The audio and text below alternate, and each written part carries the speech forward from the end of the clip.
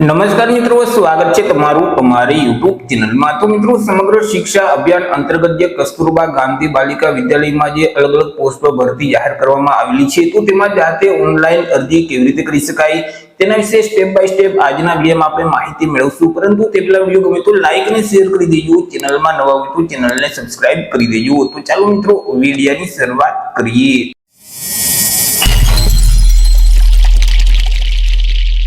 તો સૌથી પહેલા મિત્રો, તમારે તમારા મોબાઈલમાંથી અથવા તો લેપટોપ કે પીસીમાંથી કોઈ પણ એક ઇન્ટરનેટ બ્રાઉઝરને ઓપન કરવાનું રહેશે અને ત્યાં સર્ચ બોક્સમાં ટાઈપ કરવાનું રહેશે SSA।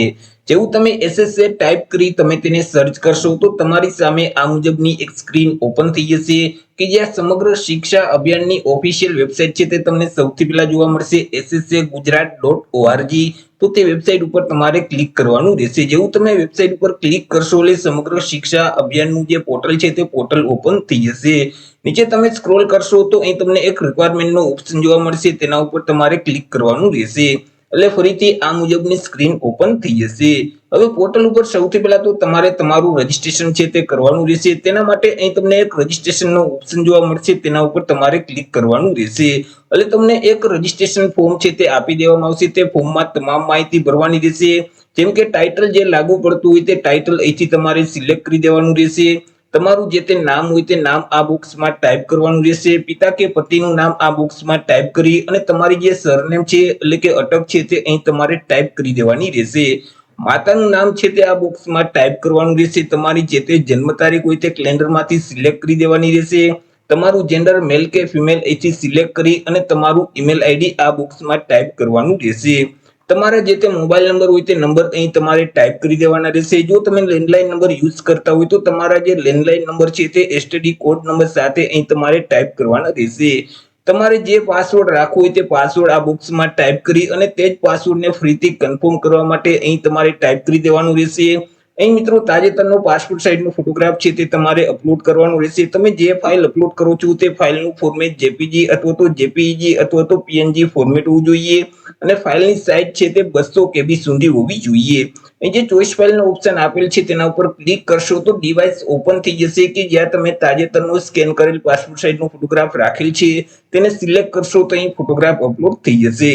એવી રીતે અહીં તમારે સિગ્નેચર છે તેને અપલોડ કરી દેવાની રહેશે। અહીં તમને એક સરવાળો પૂછવામાં આવશે, તેમનો જે આન્સર આવે તે આન્સર આ બોક્સમાં ટાઈપ કરી અને રજીસ્ટરનો જે ઓપ્શન છે તેના ઉપર તમારે ક્લિક કરવાનું રહેશે।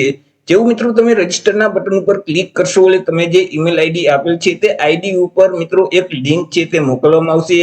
તે લિંક ઉપર ક્લિક કરી અને તમારે તમારું જે આઈડી છે વેરીફાઈ કરી લેવાનું રહેશે। એવું મિત્રો તમે તમારું ઈમેલ આઈડી વેરીફાઈ કરી લેશો એટલે તમારે લોગિન છે તે કરવાનું રહેશે। તેના માટે ફરીથી હોમ સ્ક્રીન ઉપર આવી અને અહીં તમારું જે ઈમેલ આઈડી છે તે આઈડી ટાઈપ કરી દેવાનું રહેશે।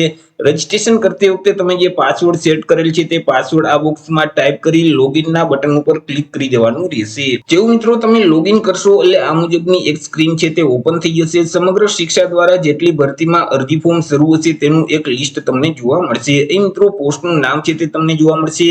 તેના માટે ઉમેદવારની ઉંમર વધુમાં વધુ કેટલા વર્ષ સુધીની હોવી જોઈએ તે ઉંમર તમને જોવા મળશે। અનુભવ કેટલા વર્ષનો ઓછામાં ઓછો હોવો જોઈએ, અનુભવની વિગત જોવા મળશે। કયા ઉમેદવાર અરજી ફોર્મ ભરી શકશે, મેલ કે ફિમેલ, તેની વિગત પણ જોવા મળશે। ત્યાર પછી અરજી ફોર્મ ભરવાની છેલ્લી તારીખ કઈ છે તે તારીખ પણ અહીં તમને છેલ્લે જોવા મળશે। જો મિત્રો તમારે જે તે પોસ્ટનું નોટિફિકેશન જો તમારે ડાઉનલોડ કરવું હોય તો પોસ્ટના નામની સામે અહીં તમને એક એરાનું બટન જોવા મળશે, તેના ઉપર ક્લિક કરશો તો જે નોટિફિકેશનની PDF ફાઇલ છે તે તમારા ડિવાઇસમાં ડાઉનલોડ થઈ જશે। હવે તમારે જે પોસ્ટમાં અરજી ફોર્મ ભરવું હોય તો તેની સામે જે એપ્લાયનો ઓપ્શન આપેલ છે તેના ઉપર તમારે ક્લિક કરી દેવાનું રહેશે। જેવું મિત્રો તમે એપ્લાયના બટન ઉપર ક્લિક કરશો એટલે આગળ તમને એક અરજી ફોર્મ છે તે આપી દેવામાં આવશે। પરંતુ રજીસ્ટ્રેશન કરતી વખતે તમે જે તમારી બેઝિક માહિતી છે તે ઓટોમેટિક લઈ લેશે, તેમાં તમે કોઈ પણ પ્રકારનો ફેરફાર નહીં કરી શકો।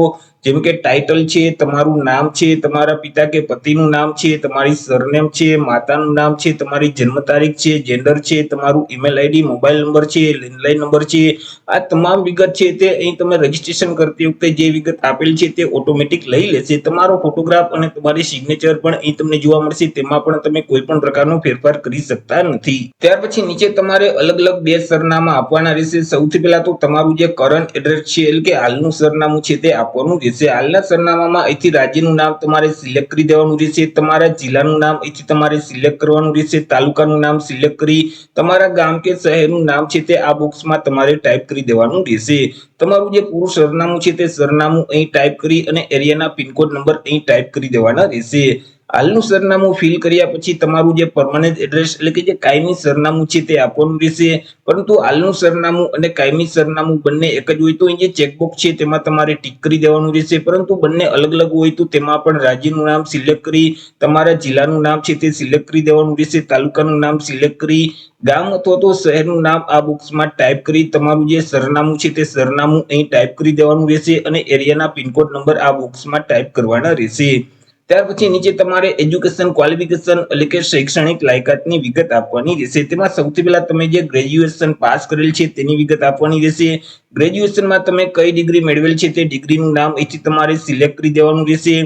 ત્યાર પછી મિત્રો યુનિવર્સિટીનું નામ છે તે આ બોક્સમાં ટાઈપ કરવાનું રહેશે. તમે જે ડિગ્રી પાસ કરેલ છે તેમાં તમારું મેઇન સબ્જેક્ટ કયો હતો, મુખ્ય વિષય કયો હતો, મુખ્ય વિષયનું નામ છે તે અહીં તમારે ટાઈપ કરી દેવાનું રહેશે. પાસિંગ મંથ છે તે અહીં ટાઈપ કરી પાસિંગ યર આ બોક્સમાં ટાઈપ કરી દેવાના રહેશે.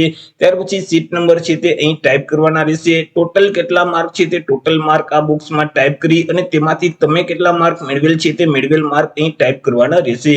ત્યાર પછી મિત્રો ટોટલ ટ્રાય નંબર છે તે અહીં ટાઈપ કરી દેવાના રહેશે. ટકાવારી છે તે ઓટોમેટિક લઈ લેશે. જેવા તમે કુલ માર્ક અને મેળવેલ માર્ક ટાઈપ કરશો એટલે તેની રીતે ટકાવારી છે તે અહીં ઓટોમેટિક આવી જશે. ત્યાર પછી આગળ મિત્રો તમે જે પ્રોફેશનલ ક્વોલિફિકેશન પાસ કરેલ છે એટલે કે બીએડ પાસ કરેલ છે તેની વિગત આપવાની રહેશે. તેમાં પણ યુનિવર્સિટીનું નામ આ બોક્સમાં ટાઈપ કરી મુખ્ય વિષયનું નામ ટાઈપ કરી દેવાનું રહેશે. પાસિંગ મંથ ટાઈપ કરી યર ટાઈપ કરી દેવાનું રહેશે. સીટ નંબર અહીં ટાઈપ કરવાના રહેશે. ટોટલ માર્ક અને મેળવેલ માર્ક ટાઈપ કરી અને ટોટલ ટ્રાય નંબર ટાઈપ કરી દેવાના રહેશે. જેવા તમે ટોટલ માર્ક અને મેળવેલ માર્ક ટાઈપ કરશો એટલે ટકાવારી ઓટોમેટિક આવી જશે. ત્યાર પછી પોસ્ટ ગ્રેજ્યુએશનમાં તમે કઈ ડિગ્રી પાસ કરેલ છે તે ડિગ્રીનું નામ અહીંથી સિલેક્ટ કરી દેવાનું રહેશે અને તેમાં પણ યુનિવર્સિટીનું નામ છે, મુખ્ય વિષયનું નામ છે, પાસિંગ મંથ, પાસિંગ યર, તમારા સીટ નંબર, ટોટલ માર્ક એટલે કે કુલ ગુણ, મેળવેલ ગુણ અને જે ટોટલ ટ્રાય નંબર છે તે તમામ વિગત તમારે ફિલ કરી દેવાની રહેશે.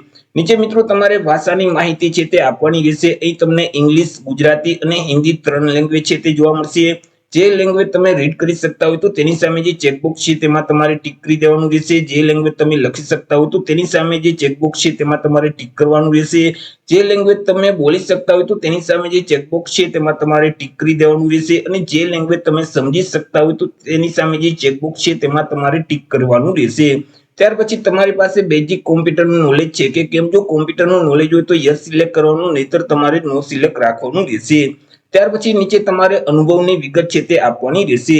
જેમ કે મિત્રો તમે જે સંસ્થામાં કામ કરતા હોય તે સંસ્થાનું નામ છે તે અહીં તમારે ટાઈપ કરી દેવાનું રહેશે. તેમનું જે સરનામું છે તે સરનામું આ બોક્સમાં ટાઈપ કરવાનું રહેશે. ત્યાં તમારો જે તે હોદ્દો હોય તે હોદ્દાનું નામ અહીં ટાઈપ કરવાનું રહેશે. તમારી જોઈનિંગ તારીખ છે તે અહીંથી કેલેન્ડરમાંથી સિલેક્ટ કરી દેવાની રહેશે. ડિસ્ચાર્જ તારીખ છે તે કેલેન્ડરમાંથી સિલેક્ટ કરી અને જોબનો જે પ્રકાર છે તે પ્રકાર અહીંથી તમારે સિલેક્ટ કરવાનું રહેશે. જેમ કે ગવર્મેન્ટ જોબ કરો છો, પ્રાઇવેટ છે કે સેમી ગવર્મેન્ટ છે, જે ઓપ્શન લાગુ પડે તે ઓપ્શન અહીંથી તમારે સિલેક્ટ કરી દેવાનું રહેશે. ત્યાર પછી એક્સપિરિયન્સનો પ્રકાર છે તે અહીંથી તમારે સિલેક્ટ કરી દેવાનું રહેશે. ત્યાર પછી તમે તે કંપની શા માટે છોડેલ છે તેનું રીઝન અહીં તમારે ટાઈપ કરી દેવાનું રહેશે. નીચે મિત્રો એડનો જે ઓપ્શન આપેલ છે તેના ઉપર ક્લિક કરશો તો નીચે અનુભવની વિગત છે તે એડ થઈ જશે. એવી રીતે જો એક કરતા વધારે કંપનીનો તમારી પાસે અનુભવ છે તો એક એક કરી તમે તે તમામ વિગત એડ કરી શકશો.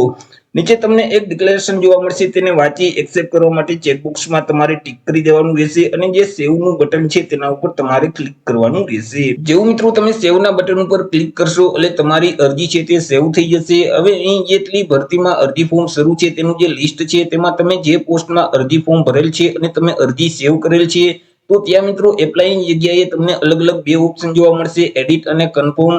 જો તમારે ફોર્મમાં કોઈ પણ પ્રકારનો સુધારો કરવો હોય તો અહીં જે એડિટનો ઓપ્શન આપેલ છે તેના ઉપર ક્લિક કરી તમે તમારા ફોર્મમાં સુધારો કરી શકશો.